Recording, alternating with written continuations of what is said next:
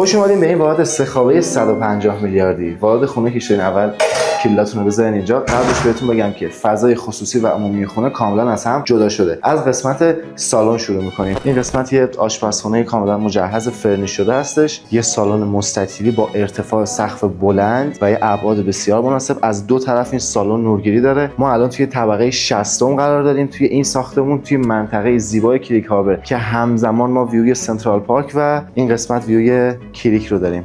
دو تا اتاق خواب اول که سمت چپ و راست قرار گرفته و بینش هم سرویسشه. اینم از اتاق خواب اولش که یه بالکن خیلی قشنگ داره با این ویوی زیبا. اینم از اتاق خواب دوم.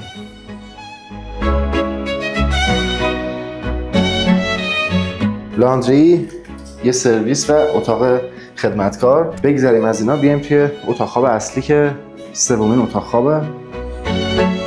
اون هم باز با ویوی سنترال پارک و دریا.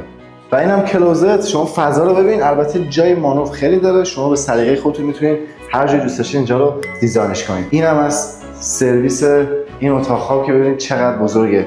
یه وان اینجا داره و دو تا روشویی. خب اینم از نمای بیرونی ساختمون. توی کل این ساختمونای اطراف که میبینید واحد فروشی براتون داریم با شروع قیمت 1,600,000 درهم. بهم پیام بدین، در خدمتتون هستیم.